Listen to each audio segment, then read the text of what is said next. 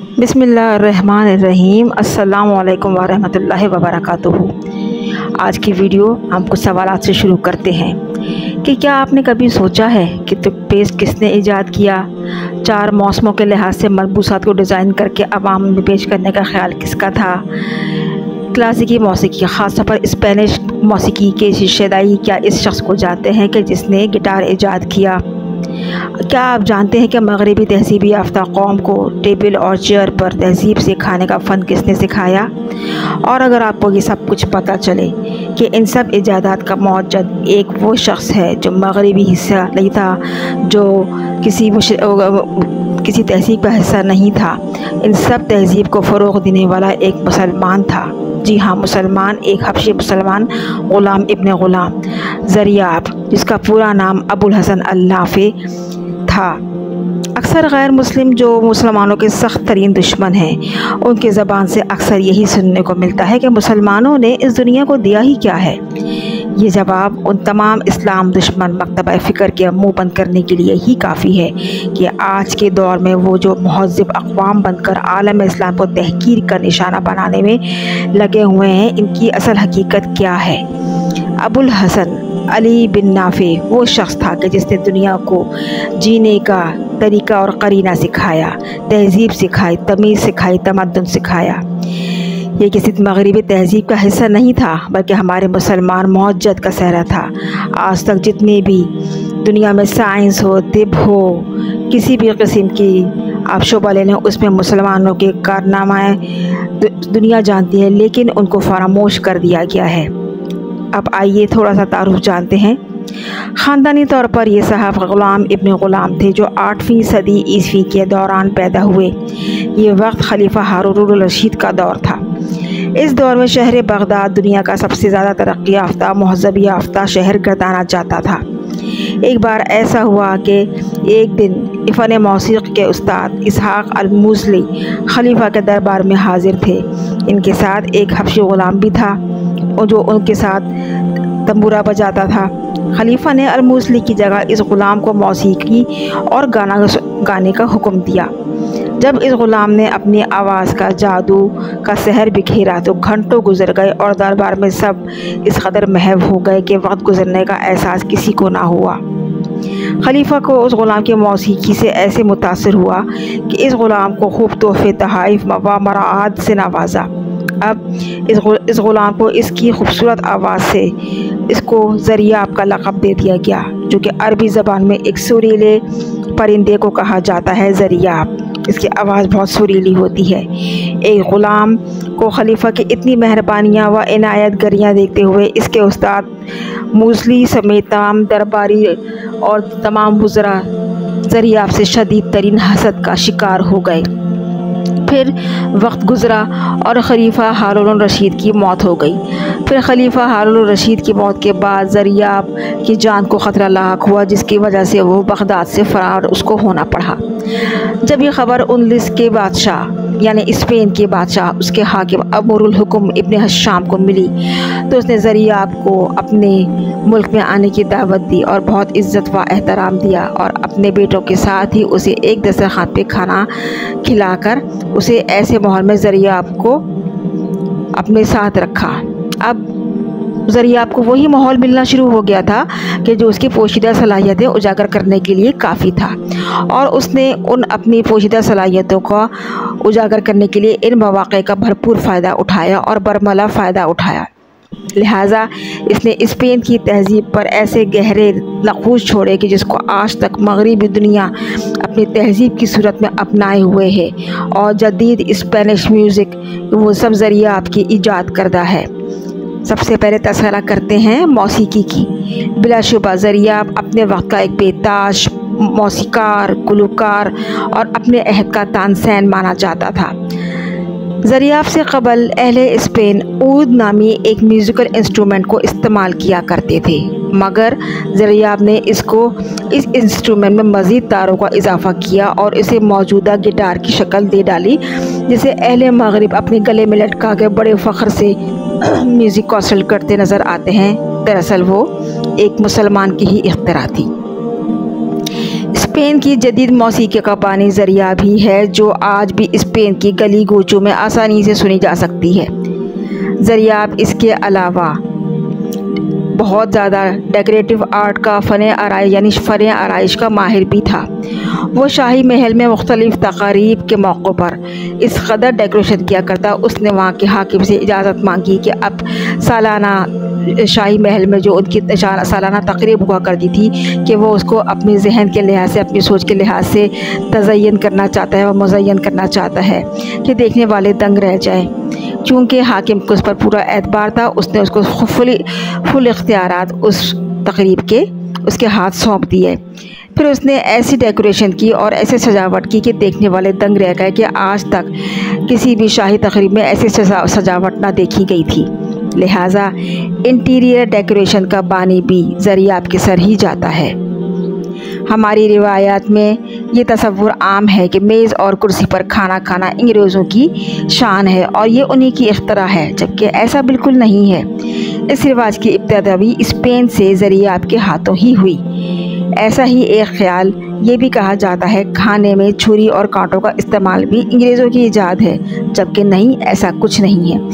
अंग्रेज़ तो पहले ज़माने में गोश्त भून के एक लंबी सी सलाख में उसको पिरो के अपने दांतों से निकाल के खाया करते थे, जैसे आज के एक जंगली या एक गैर महज़िब लोग खाते हैं। उनको छुरी कांटों की तमीज़ नहीं थी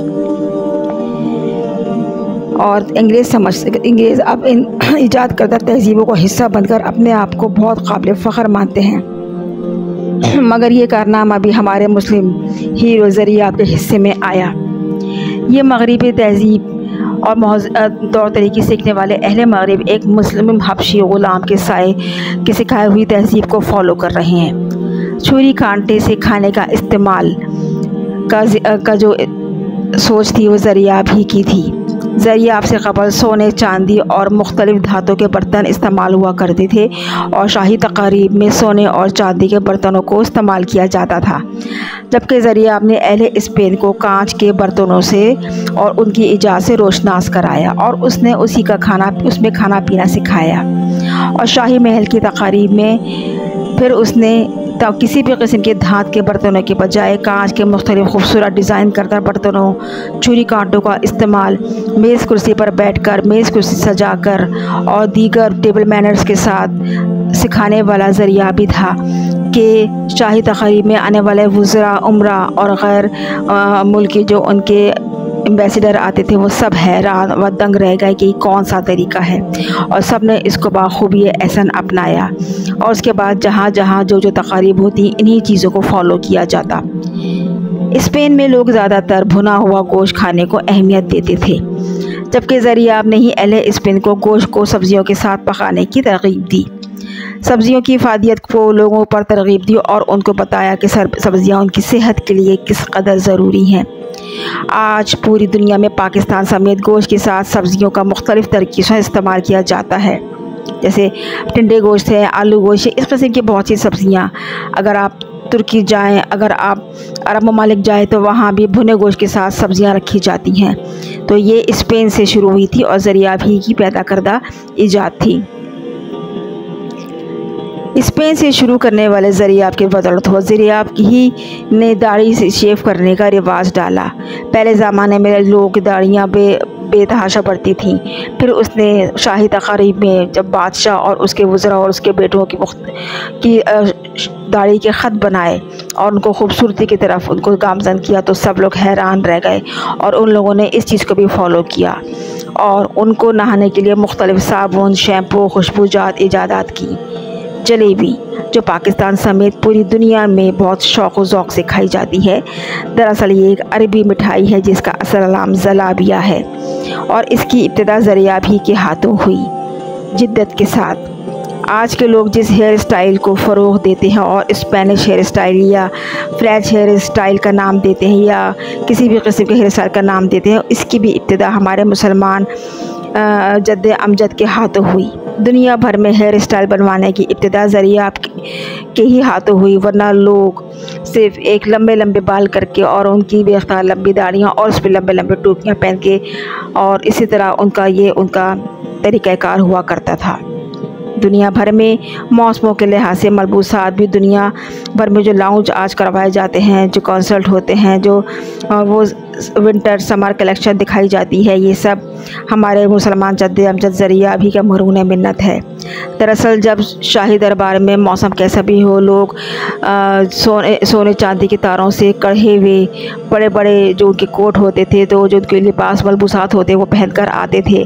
तो ज़रिया ने उनको तरग़ीब दी कि इतनी गर्मी या इतनी सर्दी में ये कपड़े इस तरीके से नहीं पहने जाते, मौसम के लिहाज से आप अपने अंदर तब्दीली लाओ। तो उसने वहाँ के बादशाह, उसकी बेटों और वज़रा के जो ड्रेस है उनको डिज़ाइन किया मौसम के लिहाज से। उन पे कढ़ाइयाँ भी करवाई तो हल्के लिहाज से। आज भी हम देखते हैं कि अगर हमारी समर कलेक्शन आती है, बेशक उस पर कढ़ाइयाँ भी होती हैं, उसमें एम्ब्रॉयडरी हर चीज़ होती है, लेकिन हल्की जिद्दत के साथ। यही चीज़ अगर सर्दियों में आती है तो फिर ये चीज़ थोड़ी हैवी हो जाती है। ये इख्तिरा कहाँ से हुई? ये इख्तिरा ज़रिया आपके से स्पेन से हुई। और आज जो स्पेन में और जो फ्रांस में जदीद जो माना जाता है कि एक फ़ैशन का गढ़ है, ये सब इसकी इब्तिदा ज़रिया आपके हाथों हुई। और टूथपेस्ट पहले लोग जड़ी बूटियों, कोयलों और नमक सूरा डालकर अपने दांतों को साफ़ और चमकाया करते थे। ज़रिया ने इन्हीं अज्जा को ख़ास रंग देकर, शक्ल देकर, खुशबूजात डालकर टूथपेस्ट की शक्ल में ईजाद किया।